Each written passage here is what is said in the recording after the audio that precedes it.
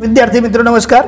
मैं अजीत कुंवर excellent classes में आपका हार्दिक स्वागत करता हूं। आज हम लोग कक्षा 11वीं के सांख्यिकी सब्जेक्ट के यानी स्टेट सब्जेक्ट के चैप्टर नंबर 2 का पार्ट दूसरा वीडियो देख रहे हैं। पार्ट दूसरे में अपने को देखना है कि सतत आवृत्ति वितरण। सतत आवृत्ति वितरण को कैसे बनाते हैं उसको स्टेप बाय स्टेप समझना है। और जब ये स्टेप बाय स्टेप 3-4 स्टेप होते हैं ये समझ जाएंगे, उसके बाद अपने को कोष्टक वाले सवाल हल करने आ जाएगा। और बहुत ही इजी टॉपिक है, कोई बहुत ज़्यादा डिफिकल्ट नहीं है जिससे आपको सोचने वाली कोई बात हो या घबराने वाली बात हो।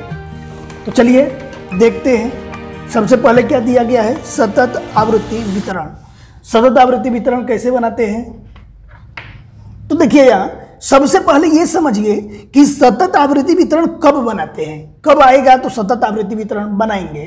तो सतत आवृत्ति वितरण के लिए अपने को अवर्गीकृत सूचना दिया गया हो। कैसी सूचना दिया गया हो दोस्तों, अवर्गीकृत सूचना जब दिया गया हो और उसका विस्तार बहुत बड़ा हो। विस्तार आप पहले से पढ़ चुके हैं, इसके पहले वाली वीडियो में। विस्तार यानी होता है रेंज। विस्तार को हम R से प्रदर्शित करते हैं। R बराबर क्या होता है, सूत्र महत्तम अवलोकन माइनस न्यूनतम अवलोकन। ये आप पहले से पढ़ चुके हैं। तो जब किसी अवर्गीकृत सूचना का विस्तार बहुत बड़ा दिया गया हो या अधिक बड़ा दिया गया हो तो उसके लिए सतत आवृत्ति वितरण तैयार किया जाता है। तो देखिए पहला मुद्दा यही आपको लिखा हुआ है कि जब सतत चल अवर्गीकृत हो और उसका विस्तार बड़ा हो तो उसके लिए सतत आवृत्ति वितरण तैयार किया जाता है। इसके बाद जब सतत आवृत्ति वितरण हम बनाएंगे तो स्टेप बाय स्टेप कुछ कार्य करने होंगे। तो सबसे पहले अपने को करना क्या होता है, वर्गों की संख्या निश्चित की जाती है कि इसमें कितने वर्ग बनाने हैं। वर्गों की संख्या निश्चित की जाती है। और यहाँ से एक चीज हम और जान जाएं कि वर्गों की संख्या को कैपिटल K के द्वारा प्रदर्शित करते हैं। और वर्ग कैसे गिनते हैं ये आप एक उदाहरण से देख लीजिए। देखिए यहाँ पर ये वर्ग है 2000 से 3000, 3000 से 4000, 4000 से 5000, 5000 से 6000, 6000 से 7000, 7000 से 8000, 8000 से 9000। ये एक एक अकेले अकेले वर्ग है। एक वर्ग ये है, ये दूसरा वर्ग है, ये तीसरा वर्ग है, ये चौथा वर्ग है, ये पांचवा वर्ग है, ये छठा वर्ग और ये सातवां वर्ग। तो दोस्तों आपको समझ में आ गया कि वर्गों की संख्या, इसमें वर्गों की संख्या कितनी है, 7 है। अब ध्यान देना, इसमें वर्गों की संख्या कितनी है, 7 है। तो सबसे पहले वर्गों की संख्या इसे निश्चित किया जाता है। अब एक चीज और ध्यान में रखना है, जब वर्गों की संख्या निश्चित करते हैं तो वर्गों की संख्या कितनी होनी चाहिए, तो ये वर्गों की संख्या 6 से 15 के बीच में होनी चाहिए। ध्यान रखना, वर्गों की संख्या कितनी होनी चाहिए, 6 से 15 के बीच में। 15 से अधिक नहीं होना चाहिए और 6 से कम नहीं होना चाहिए। परंतु जब कोई विशेष परिस्थिति आ जाए यानी इमरजेंसी होता है तो सारे नियम टूट जाते हैं, आपको पता ही होगा। तो जब विशेष परिस्थिति आ जाए उस कंडीशन के अंदर अपने चाहे तो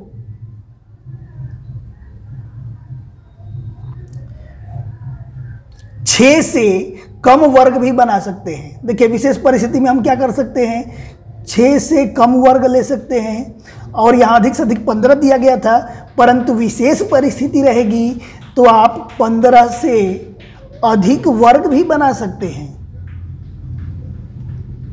फिर से इसको ध्यान से समझ लेना। वर्गों की संख्या निश्चित करनी है। वर्गों की संख्या अर्थात K। वर्गों की संख्या किसके किसके बीच लिया जाता है, 6 से 15 के बीच। परंतु अगर कोई विशेष कंडीशन हो, कोई टिपिकल कंडीशन हो, विशेष परिस्थिति हो, तो विशेष परिस्थिति में 6 से कम वर्ग भी ले सकते हैं और 15 से अधिक वर्ग भी ले सकते हैं। ये तो आया पहला स्टेप। अब अपने को स्टेप 2 में क्या करना होता है, स्टेप 2 के अंदर अपने को वर्ग की लंबाई निश्चित करनी होती है। क्या निश्चित करना होता है, वर्ग की लंबाई। वर्ग की लंबाई को कैपिटल C से प्रदर्शित करते हैं, याद रखना। ये भी चीज़ आप 9th में पढ़ चुके हो, 10th में भी पढ़ चुके हो। वर्ग लंबाई वहाँ पर H लेते थे, सांख्यिकी वाला चैप्टर था, माध्य, मध्यिका और बहुलक वाला। तो वहाँ वर्गों की लंबाई H लेते थे। यहां पर वर्ग की लंबाई c लेना है। अब विस्तार में वर्गों की संख्या, देखो ये वर्ग लंबाई कैसे निकालते हैं, तो विस्तार के अंदर वर्गों की संख्या से अगर भाग दे दे, विस्तार में वर्गों की संख्या से जब भाग देते हैं तो यहां से अपने लेते हैं वर्ग लंबाई। ये सूत्र ही होता है। वर्ग लंबाई की जगह पर क्या हो जाएगा c, विस्तार रेंज क्या होता है r, वर्गों की संख्या को किसे प्रदर्शित करते हैं k। यह एक सूत्र होता है कि c इक्वल टू r के बटे में k। अब एक चीज देखिए, यही यहां पर दिया गया है आपके सामने। देखिए जो मैं बात बताया यहां पर लिखा हुआ है, क्योंकि इसे ही आप नोट कर लोगे तो आपको अच्छी तरह से समझ में आ जाएगा। सर्वप्रथम अवर्गीकृत सूचना को कितने वर्गों में या वर्ग अंतराल में विभाजित करना है, बुक का उदाहरण देकर के आपको बताया था। उसकी संख्या, सिर्फ कितने वर्ग बनाने हैं उसकी संख्या निश्चित की जाती है। सामान्य रूप से वर्गों की संख्या 6 से 15 लिया जाता है, ये भी आपको समझा दिया। परंतु विशेष परिस्थितियों में 6 से कम और 15 से अधिक वर्ग भी बनाए जा सकते हैं। ये तो पहला स्टेप हो गया। अब आपको स्टेप 2 यहां पर क्या बताया था, वर्ग की लंबाई निश्चित करना। वर्ग की लंबाई का मतलब होता है c। देखिए यहां वर्ग लंबाई निश्चित करना। सर्वप्रथम अवर्गित सूचना का विस्तार r प्राप्त किया जाता है, ये तो पहले ही बता दिया था। विस्तार r में वर्गों की संख्या k के द्वारा भाग देकर वर्ग लंबाई प्राप्त किया जाता है। यानी वर्ग लंबाई बराबर, देखिए ये लाइन याद रहेगा तो सूत्र अपने आप आ जाएगा। यहां पर क्या लिखा गया है कि विस्तार में किससे, वर्गों की संख्या से भाग देने पर, तो भाग दो विस्तार में वर्गों की संख्या, तो विस्तार ऊपर लिख दिए, भाग देने के लिए वर्गों की संख्या नीचे लिख दिए, तो क्या मिलता है वर्ग लंबाई। तो यहां हो जाएगा वर्ग लंबाई। वर्ग लंबाई c बराबर r के बटे में k। आपको यही समझाया था, यहां c बराबर r के बटे में k। इसमें एक चीज और अपने को ध्यान से समझना होता है कि वर्गों की संख्या, देखिए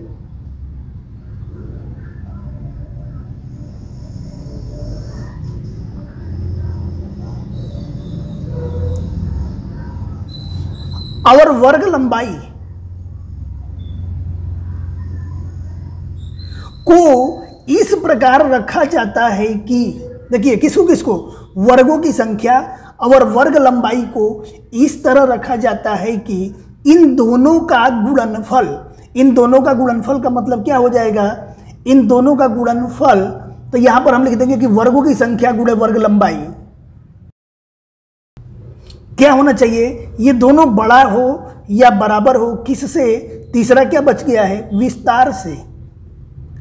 इसको संकेत में लिख दें।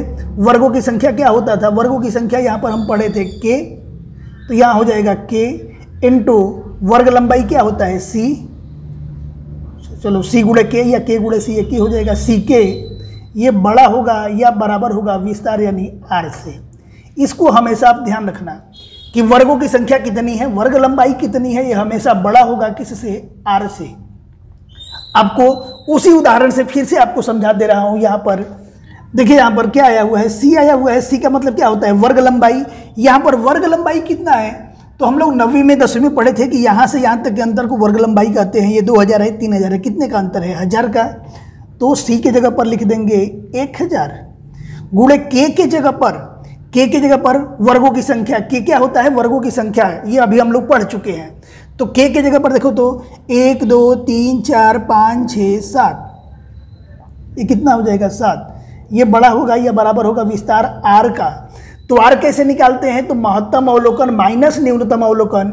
महत्तम अवलोकन यानी इसमें सबसे बड़ा अवलोकन कितना है, 9000, और माइनस न्यूनतम अवलोकन कितना है, 2000। तो ये हो जाएगा 1000 में 7 का गुणा हो जाएगा, कितना हो जाएगा 7000, बड़ा होगा या बराबर होगा, 9000 में से 2000 जाएगा किसके, 7000 के। ये दोनों क्या आ गया, बराबर आ गया। तो हमेशा इन दोनों संख्याओं का जब गुणा किया जाए तो या तो ये दोनों बराबर आवे या इधर वाला बड़ा आवे। तो ये अपने को ध्यान रखना है। देखिए हमेशा क्या होना चाहिए, सी के बड़ा होना चाहिए या बराबर होना चाहिए किसके, आर के। यही यहां पर दिया गया है कि सी के बड़ा होना चाहिए या बराबर होना चाहिए आर के। अब एक चीज और अपने को ध्यान में रखना है कि समान वर्ग लंबाई वाला आवृत्ति वितरण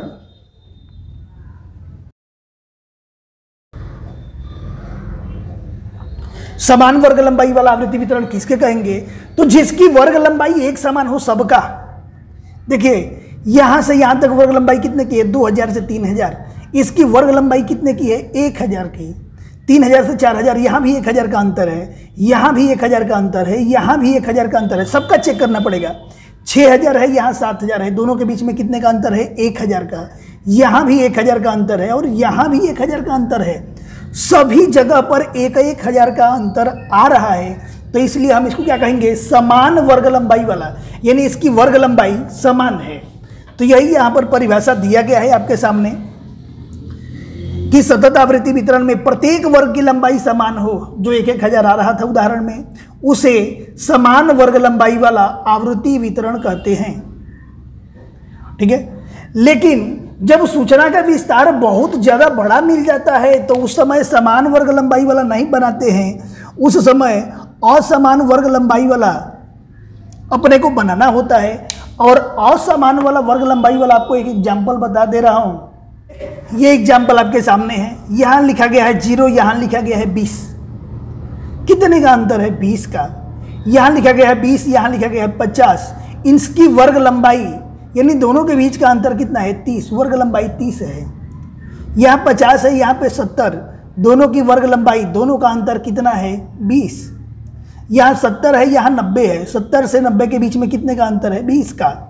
यहाँ 90 है, यहाँ 100 है, दोनों के बीच में कितने का अंतर है? 90 से 100, 10 का ही अंतर है। देखिए यहाँ 20 का अंतर, यहाँ 30 का अंतर, यहाँ 20 का अंतर, यहाँ 20 का, यहाँ 10 का। सभी जगह पर अंतर एक समान नहीं आए, जबकि इसके पहले वाले उदाहरण में मैं देखा था कि 1000 के अंतर सभी जगह पे समान है। यह सभी जगह पर वर्ग लंबाई एक समान नहीं है, तो इसलिए असमान वर्ग लंबाई वाला इसको बोलेंगे।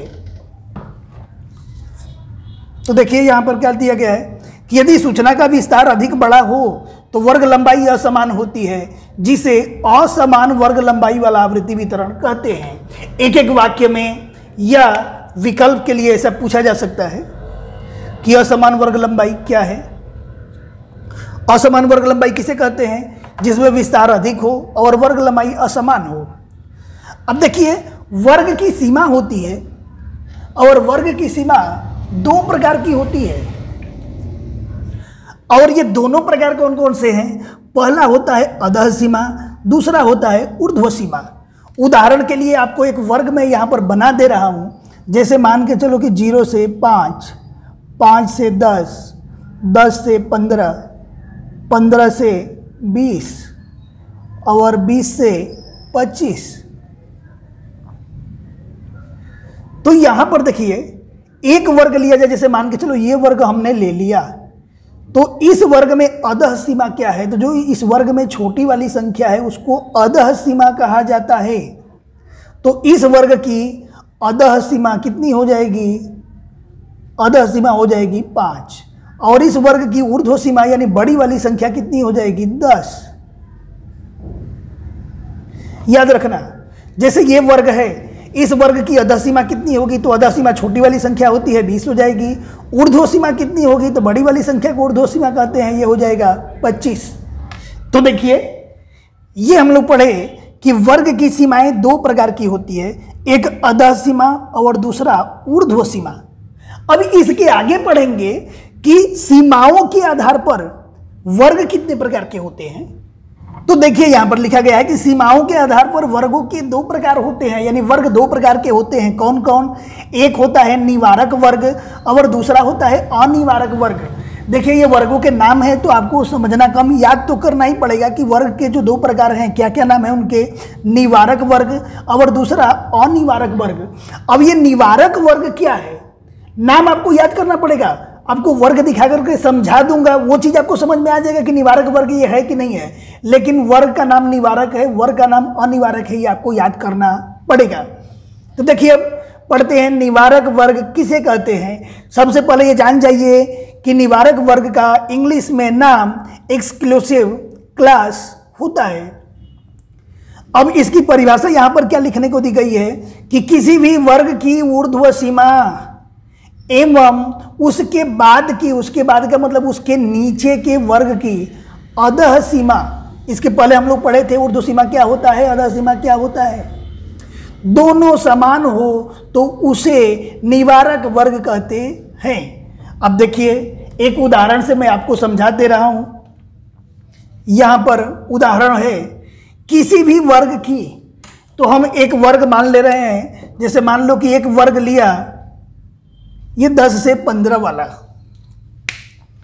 अब परिभाषा में क्या पढ़े थे कि उस वर्ग की ऊर्ध्व सीमा, तो इस वर्ग में जो बड़ी संख्या होती है ये ऊर्ध्व सीमा होती है, ये हो गया ऊर्ध्व सीमा। उसके बाद की वर्ग की, उसके बाद का वर्ग में बताया है कि नीचे वाला, उसके बाद की वर्ग की अधः सीमा, अधः सीमा का मतलब होता है छोटी वाली संख्या,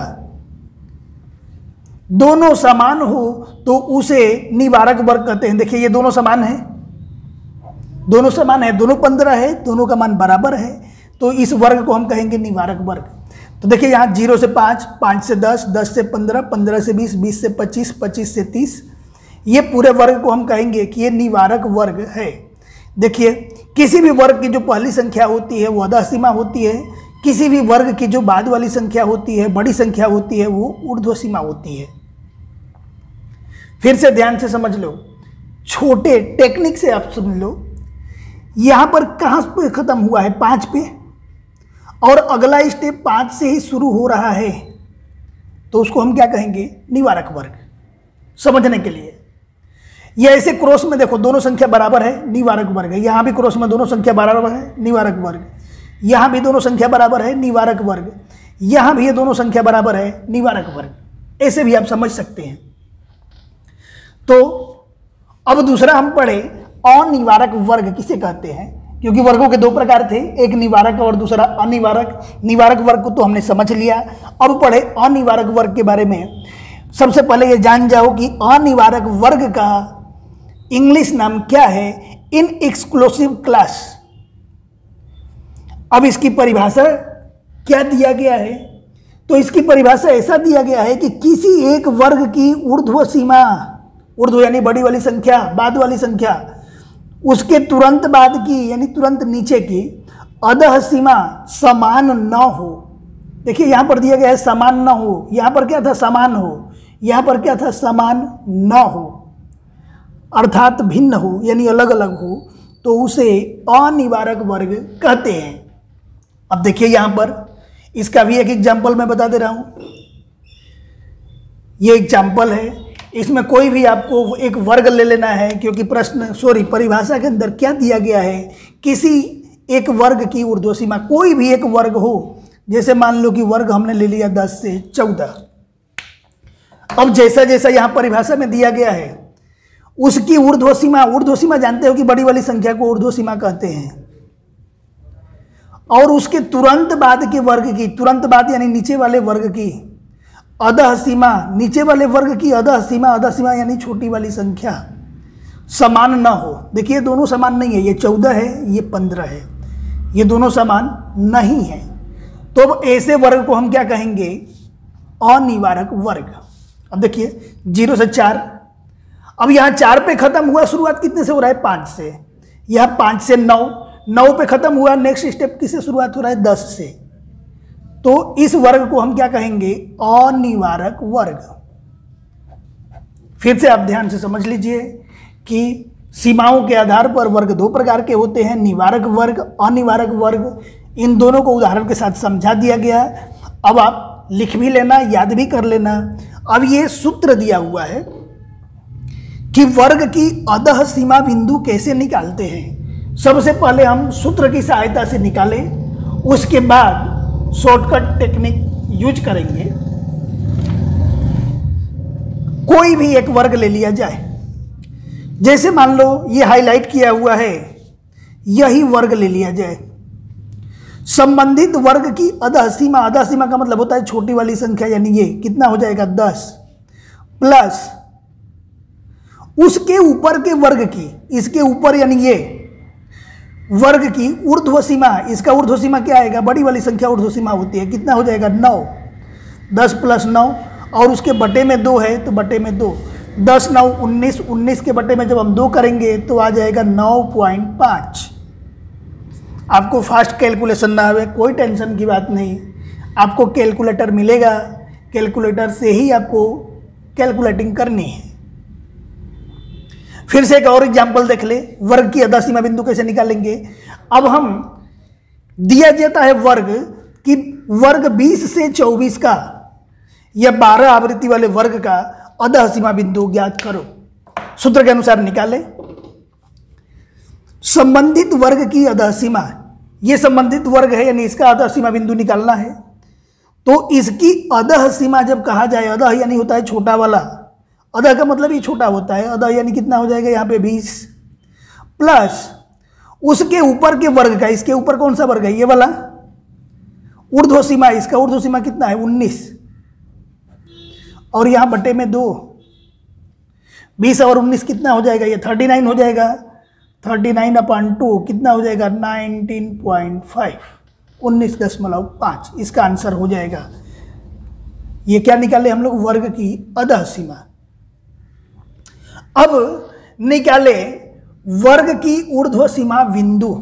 देखिए एक चीज और आपको ध्यान रखना है, वर्ग की अधः सीमा अलग होती है, वर्ग की अधः सीमा बिंदु अलग होता है।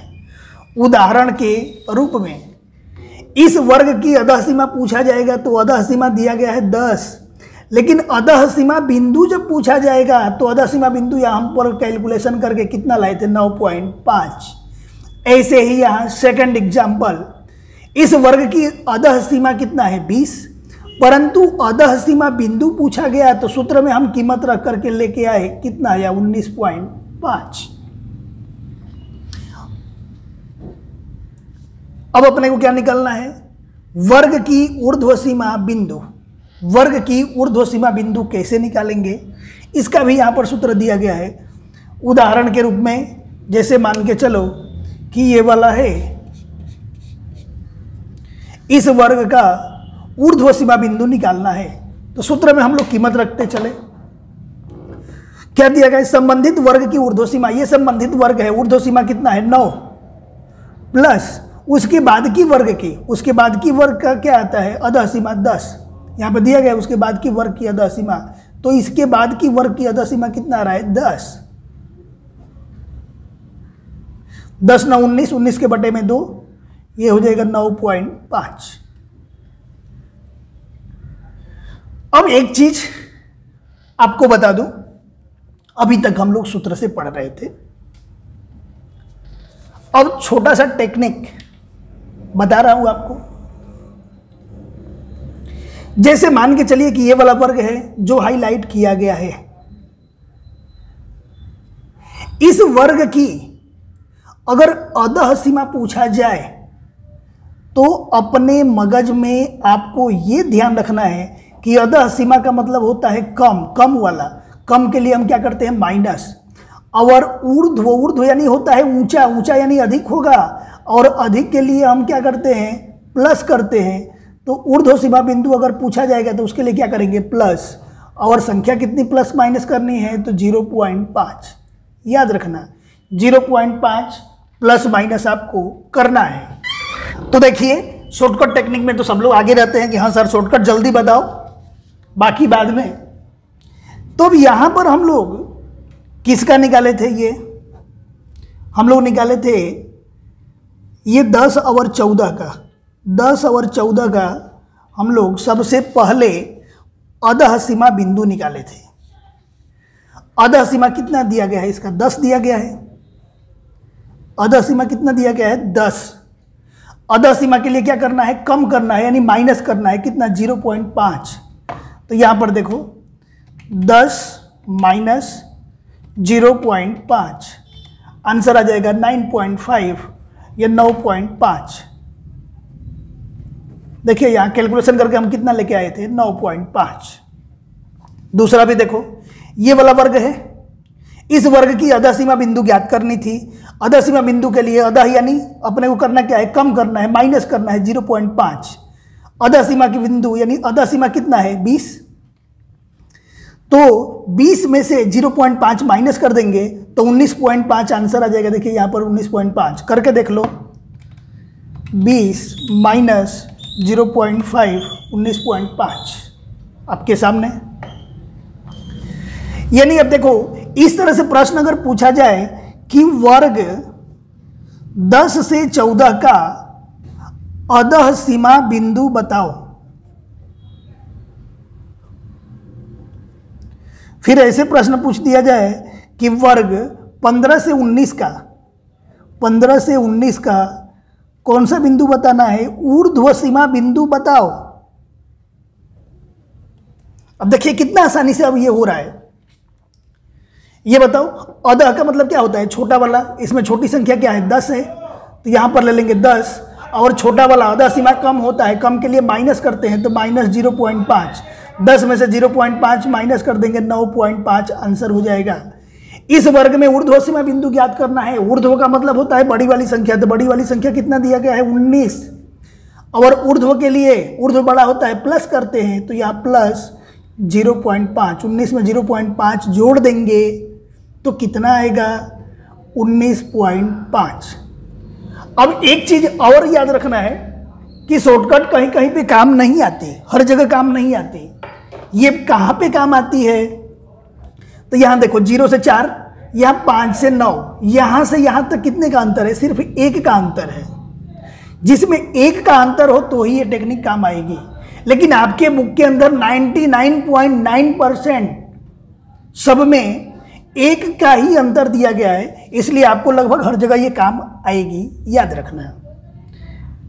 किसी भी सवाल में इसका उपयोग करने से पहले एक बार देख लेना है, कहीं भी अननोन क्वेश्चन आवे तो, कि एक ही का अंतर है कि या दूसरी किसी संख्या का अंतर है।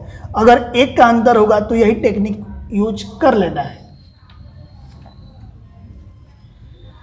अब हम आगे देखते हैं, ये दोनों सूत्र हम समझ गए थे।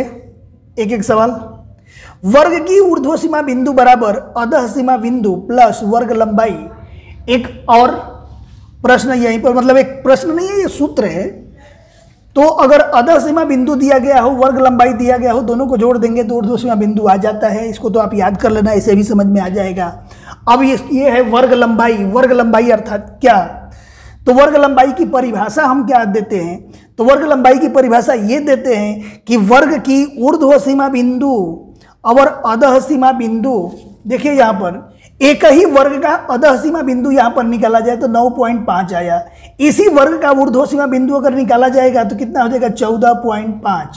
तो ये 9.5 और 14.5 का अगर अंतर कर दिया जाए, घटाया जाए, तो 5 का अंतर आ रहा है, तो उसी को हम कहते हैं वर्ग लंबाई। अब ये तो परिभाषा है कि वर्ग की ऊर्ध्व सीमा बिंदु और वर्ग की अधः सीमा बिंदु के अंतर यानी होता है घटाव को वर्ग लंबाई कहते हैं। अर्थात वर्ग लंबाई बराबर क्या होता है, ऊर्ध्व सीमा बिंदु माइनस अधः सीमा बिंदु। ये सूत्र होता है वर्ग लंबाई का। अब आपको बुक के अंदर क्वेश्चन दिया गया होगा, तो वर्ग लंबाई कैसे निकालते हैं यहाँ पर देखिए।